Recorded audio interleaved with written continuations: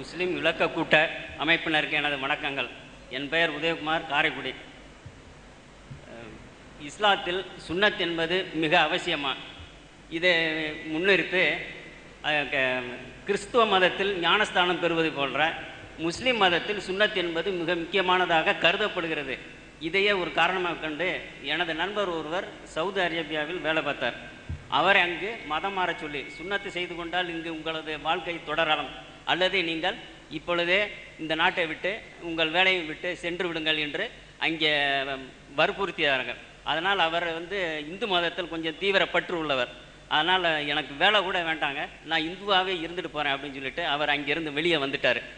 ஆகவே இந்து மதத்தில் உள்ள ஒரு பற்றுதல் போல முஸ்லீம் மதத்தில் சுன்னத் என்பது மிக முக்கியமான ஒன்றா? இதற்கு விளக்கம் தேவை. அதாவது இந்த சுன்னத்துன்னு பண்ணுறாங்க இல்லையா, முஸ்லீம்கள் செய்கிறாங்க. இது சுன்னத்துன்றது பேரை சுன்னத்துன்னு அது சொல்லிக்கிறாங்க. சுன்னத்துன்னா என்ன அர்த்தம் தெரியுமா? சுன்னத்து என்று சொன்னால் விரும்பினால் செய்தால் அது நன்மை, செய்ய தவறினால் குற்றமில்லை. சுன்னத்துங்கிற வார்த்தைக்கு அதான் அர்த்தம்.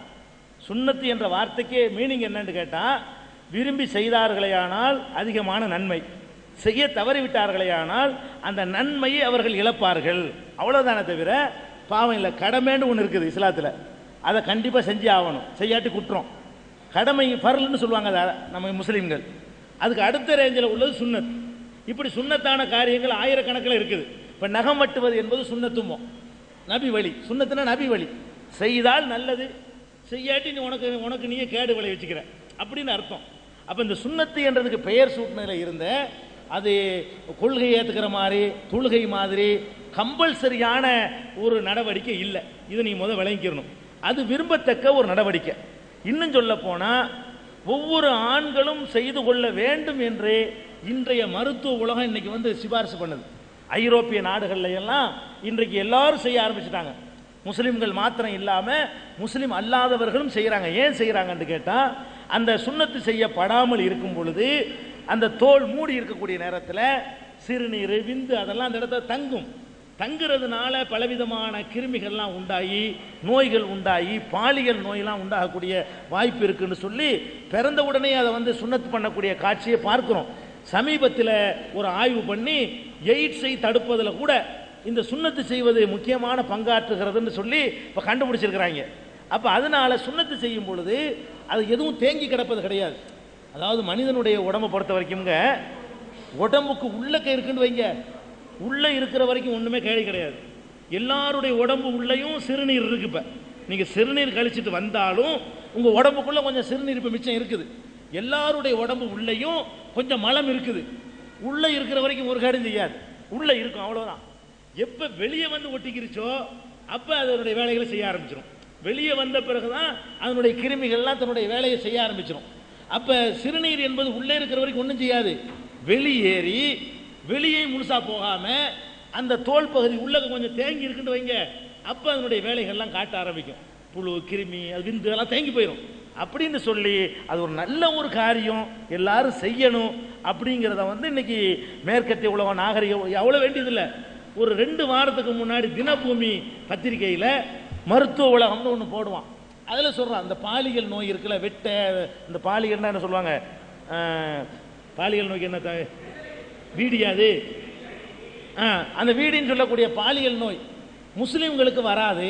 அவன் சொல்கிறான், அந்த முஸ்லீம் மருத்துவர் இல்லை, அவங்க சுன்னத்து செஞ்சிடறதுனால இந்த அசுத்தங்கள்லாம் தேங்குவது கிடையாது, அந்த நோய்கள் வருவதற்கு சாத்தியம் குறைவு, அது முஸ்லீம்கள் செய்வது போல சுன்னத்து செய்வது நல்லதுன்னு அவர் சொல்கிறார். ஒரு மூலிகை மருத்துவர். அது நல்ல ஒரு எல்லாருக்கும் ஆரோக்கியமானதாக இருந்தால் எடுத்துக்கிற வேண்டியதானுங்க. எது நல்லதாக இருக்குதோ ஆபிரகாம் காலத்திலேருந்து ஆதி காலத்திலேருந்து அது வருதுன்னு இஸ்லாம் நம்புது. அதான் அதில் உள்ள விஷயம், கட்டாயம் கிடையாது. இன்னொரு தகவல், சுன்னத்து செய்ய மாட்டேங்கிறதுனால அரபு நடந்து விரட்டி விட்டாங்கன்னு சொன்னாங்கல்ல, அது எந்த அளவுக்கு உண்மை எனக்கு சொல்ல முடியும். ஏன்னு கேளுங்களேன், இன்றைக்கு சவுதி அரேபியாவிலையும் மற்ற அரபு நாடுகள்லையும் முஸ்லீம்களை விட இந்து சகோதரர் அதிகமாக வேலை பார்க்குறாங்க. விரட்டி விட்ட மாதிரி தெரியல. உங்களுக்கு தெரிஞ்ச எத்தனை இந்து சகோதரர்கள் வேலையை பார்ப்பாங்கன்னு நினைக்கிறேன். அவர் சுன்னத்து பண்ணாதனால விரட்டி விட்டாங்கன்னு ஒரு தவறான தகவல் யாரை கொடுத்துருப்பாங்கன்னு நினைக்கிறேன். இன்னைக்கு பொறுத்த வரைக்கும் ஒரு 60-70% முஸ்லீம் அல்லாத சகோதரர்கள் தான் அரபு நாட்டில் இருக்கிறாங்க. முஸ்லீம்கள் கம்மியாக தான் இருக்கிறாங்க, விரட்டி விடப்படலை. அது ஒரு தகவலுக்காக சொல்லிக்கிறேன். கேளுங்க நல்லா கேளுங்க. என் பெயர் ப்ரொஃபஸர் ஹரிஹர் சர்மா. அழகப்பா யூனிவர்சிட்டி பல்கலைக்கழகத்தில் பேராசிரியராக இருந்து ப்ரொஃபஸர் ஹரிஹர் சர்மா மிசல் அழகப்பா யூனிவர்சிட்டியில் ப்ரொஃபஸராக இருந்து ரிட்டையர் ஆனவன். இப்போ இது கேள்வி அல்ல, இதற்கு மேடையில் இருப்பவர் கூறியதற்கு சப்போர்ட்டாக சில வாக்கியங்கள். சம்ஸ்கிருதத்திலே ஒரு வார்த்தை உண்டு, ஆனோ பத்ரா ருத்தவோ யந்து விஸ்வதா, let all noble thoughts come and reach me from all directions. எல்லா நல்ல எண்ணங்களும் நல்ல காரியங்களும் இந்த 10 திசையிலிருந்தும் என்னை அடையட்டும் என கூறப்பட்டது.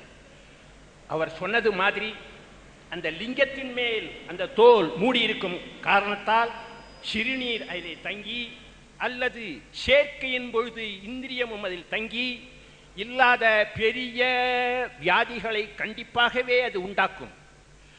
முஸ்லிம் நாட்டிலே அவர்கள் மறுத்தார்களே என்றால் அவர்கள் மறுத்தது உண்மை, மறுக்காமல் இருக்கலாம் என சப்பை கட்டுவது சரியல்ல.